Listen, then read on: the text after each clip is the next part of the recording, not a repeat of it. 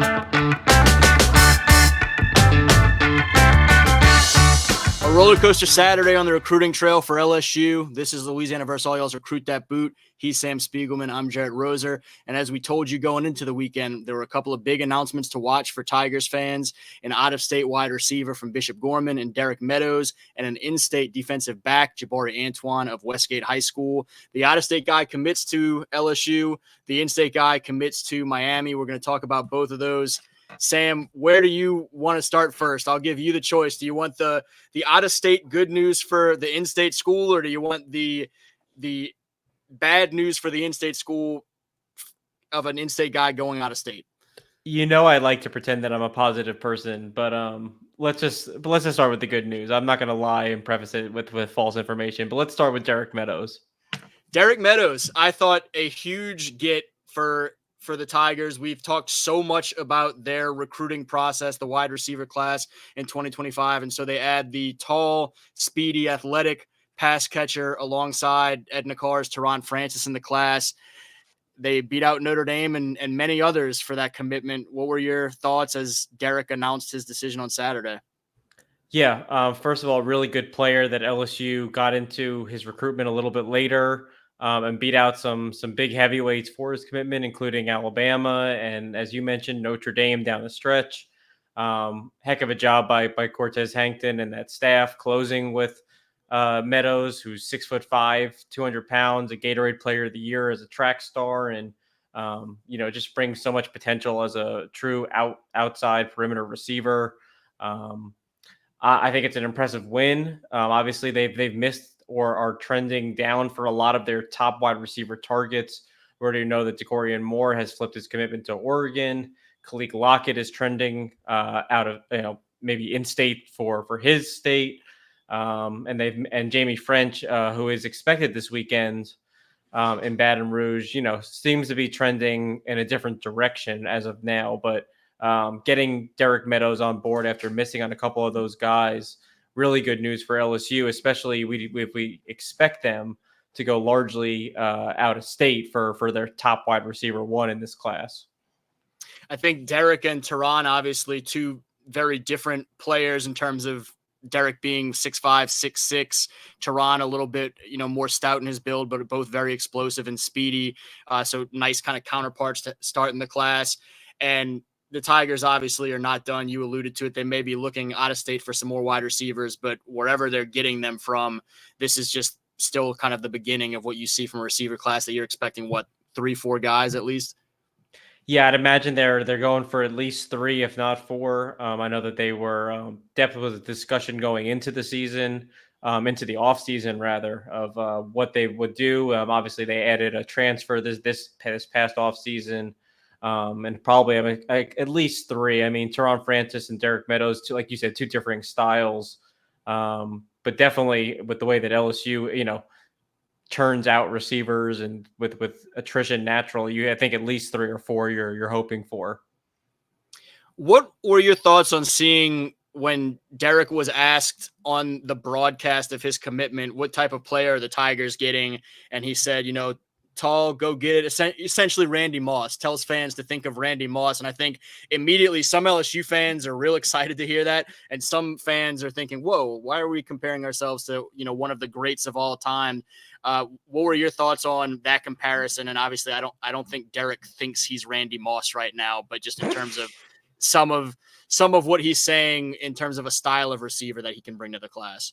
Sure. Well, if I'm being honest with you, I wasn't even watching the broadcast. So props to you for at least alluding to that. First of all, never want to compare anyone to Randy Moss. He's the GOAT.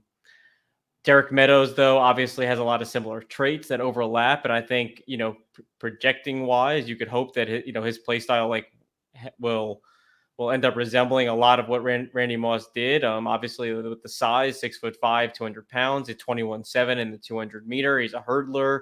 If you watch him on tape, he just kind of glides downfield. Randy Moss, I think, his polish at the back end, his ability to go up and get it. I don't know if Derek Meadows has that, but what he does has the ability to separate at a really high clip, especially with his size. I think he's someone with, as his body develops, as he gets continues to kind of learn the route tree, and we'll see how he comes back to the football and then works different levels of the field, but has all the traits to be a difference maker in that same sort of level. And if his goals are to get to be Randy Moss, then LSU's wide receiver class is going to be great with that kind of play style. And you compare that to a Teron Francis, who is just dangerous after the catch, just a ball winner in the red zone, a lot like Derek Meadows can be. Derek Meadows has a fantastic catch radius, which I guess would parallel Randy Moss pretty well too. We had a chance to talk a lot about the positive. Let's go ahead and rip the Band-Aid off and turn the attention to Jaboree Antoine, who a one-time LSU commit announced his commitment on Saturday to Miami, a place that we talked so much about with him. He'd spent a lot of time down there over the past several months, and the Hurricanes garner his latest commitment over the Tigers, Florida State, and many others. How big of a miss is this for LSU right now? And what's kind of your overall takeaway of one of Louisiana's top 2025 prospects now heading to South Florida for college, at least committed to do so? It's definitely a tough blow. Obviously, LSU wanted to build this 2025 class around Jaboree, and thought they were on track to do so when they got his commitment originally at the end of January. But, doing it after losing out to Miami just a couple of days removed from 5-star DJ Pickett committing to LSU, I don't think it's as difficult as a blow to absorb right now. I mean, obviously they would have loved to have a DB group that includes Antoine, Jace Thomas, and DJ Pickett. Who wouldn't? But in this particular case, you have a 5-star on board at the same position. And it opens up the door. I mean, first of all, even though he committed to Miami, this was way closer than originally perceived. We did an emergency podcast just to really talk that LSU at one point might have been in pole position with Jaboree Antoine. But the way it unfolded, Miami wins out for its top guy. They make a nice splash, beating out LSU, after who they lost out onto DJ Pickett to, and of course beating out FSU. But even though Jaboree said that his recruitment is shut down from this point on, there's a lot of people in and around Wampville, a lot of people in and around Baton Rouge that don't believe that this recruitment is just quite over with just yet. So I think that the chances of LSU remaining in this recruitment into the fall is very real. So that also softens the blow, knowing that they might have missed this time around, but there might just be a third window to kind of capitalize on. It's always interesting to watch fans' reactions to some of these decisions. And I saw, fans replying to some of my tweets about the announcement and asking, did Corey and the Tigers staff fall asleep at the wheel? They were focused too much on DJ Pickett, and so they let it kind of slip away, when actually it seemed like some of their best late surge was at the same time that DJ Pickett was announcing. And so I thought some of that was kind of silly. Moving forward, though, you and I texted about it some over the past week. And how much do you as a staff continue to pursue if you feel like, okay, Jaboree was committed to us, backed off, so took a step away from us at that point. We felt like we were in good position with him, and he ended up committing, elsewhere. And it just seems like he's been so geared toward Miami for so much of this spring. At what point in a recruiting process, and this is kind of more of a general question, do you kind of, cut your losses, so to speak? It's obviously, recruiting processes can be super fluid, and so there are times worth battling, but at what point do you know, okay, this is worth continuing to pursue, or, maybe we need to start to look elsewhere, and there are kids that want to be here a little bit more than this guy or that guy? Well, I think you're going to start to see that right away. I mean, LSU is trying to fill up this class with as many bodies of guys that they want before their senior seasons, before LSU kicks off a season that they're hoping puts them in a spot to contend or get a college football playoff spot. So, listen, I'm sure that I know that they had this conversation with Jaboree, is if you want in, the spot is yours. We'd love you to be a part of this class, but if not, we're going to pursue other players at this position. I think that begins right now. Corey Raymond just had multiple camps in Baton Rouge to evaluate players in 2025, 2026, beyond. We already know that he's preparing to have a couple of DBs on campus this upcoming weekend for the Bayou Bash. And going into his, senior season evals, they're going to be evaluating the best players in Louisiana and as well as around the country. They're going to go after their best some of their top targets, whether they're committed to other schools or not, whether they're sleepers or not, or whether they're Jaboree Antoine having a fantastic senior season or not. That's just going to be their outlook because they need to find some more cornerbacks behind DJ Pickett. And I think, as we learned last week, don't discount Corey Raymond because he's not going to stop working. And I think fans at different points and watching LSU's recruiting tendencies, whether they're expanding things nationally or focused hyper locally and whatnot, you've seen fans feel different ways. And a lot of fans talk about, you need to recruit the Louisiana guys that really want to be here, particularly in the transfer portal era, and not lose out on guys that you're chasing that maybe don't want to be here as badly. And I think that the guys that want to be there aren't necessarily always going to be the in-state guys, so to speak. And so sometimes you're going to lose a guy that, has other things in mind and wants to go elsewhere. And ultimately the same way that you might not go chase prospects from the West Coast or Minnesota or wherever, because you don't know how bought in they are to what's happening there. That may not hinge solely on where they call their hometown, that there's other factors at play, and different guys approach the recruiting process a little bit differently. I don't know if you have anything to add to that before my next question, but I don't know, just something I've been thinking about the last couple of days, of realizing each guy is his own individual, his process is his individual process, and priorities kind of waver, and geography isn't always the top factor. No, 100%. Do you think about someone like Travis Etienne, who just chose and didn't feel that, Louisiana was where he wanted to play, or Arch Manning, that just kind of, you never really thought that he was going to stay in Louisiana.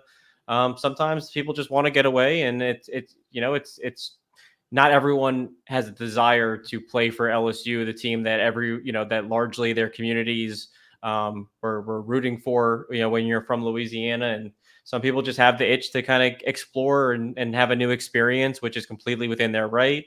And we've seen plenty of kids do that, take that path and thrive. And we've seen plenty of kids have the reverse thought of thinking that they did want to explore their out-of-state options. That was where they wanted to go. And in the end, reverse course. So it works both ways, and there's no right way or wrong way. Whatever process works. Yeah, certainly. While some guys might want to go out and explore and don't necessarily want to play for LSU, most of the guys in Louisiana do. Even talking to Arch Manning a few weeks ago and asking him about Texas recruiting Louisiana, he looked at me and smiled and said, yeah, it's pretty tough to get Louisiana guys out of Louisiana when LSU wants them. And so, there's some challenges there, and the Longhorns have been fortunate to hit on a few. Sticking with that a little bit, we've heard in the past, folks worry about, has LSU lost North Louisiana at one point? Why aren't they pulling all these guys? Why are guys leaving for Bama? People worried about some of the New Orleans schools at one point.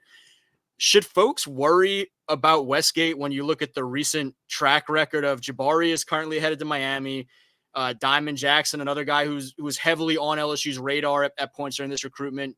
I think he's a little bit of a different case, obviously, but he's currently committed to Mississippi State. Derek Williams is one of the key Texas wins a couple of years ago. Danny Lewis, a big win for Alabama a few years ago. And so over this recent surge of Westgate talent they have coming through, Demarion Johnson is kind of the exception to the rule of guys looking elsewhere. We have both spoken glowingly, obviously, about Westgate and loved spending a lot of time down there, but a lot of guys are heading elsewhere. Should LSU fans be concerned about that? I felt like, obviously after Nick Saban's run in North Louisiana in the mid 2010s, I don't even know what you would call that decade. But when we were at NOLA.com or right after, for some of us, that was maybe the sentiment that maybe North Louisiana favored Saban. And that was, the North and South divide. You could almost believe it. And then when I was up there on my way to go see Justin and Terrace one time, Devin White texted me out of the blue and said, North Louisiana loves LSU. I don't know how he knew I was up there. I don't know what I put out there, but he knew where I was. And that was when I was reminded, first of all, of the players that you mentioned, first Keishon Butte really started off the Westgate recruiting more in the more recent history. And he obviously went to LSU.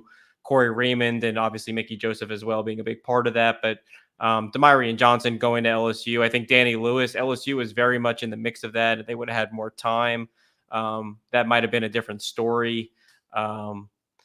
And given Alabama's success record under Nick Saban and the way Pete Golding recruits and the opportunities that were available that year, Danny Lewis just made a decision that was best for himself at that point.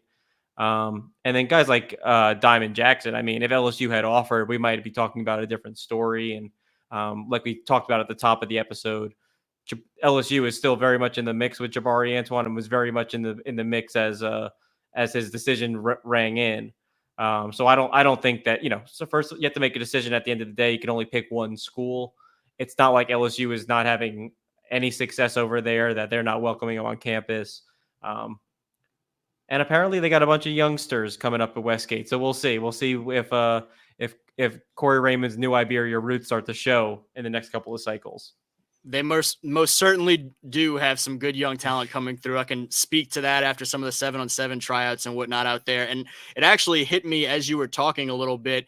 You and I at different points have both written stories about some of the perceptions of me with North Louisiana. Was LSU losing ground in North Louisiana? And you wrote a story at one point about Tangipahoa Parish and some of the success Alabama was having out there. And so it's interesting kind of how some of that ebbs and flows. And obviously I think we both came to kind of the realizations that it was a little bit overblown at times, that there was, something to it maybe, but not as extreme as fans would maybe want you to believe or would believe out of, concern or paranoia or whatever.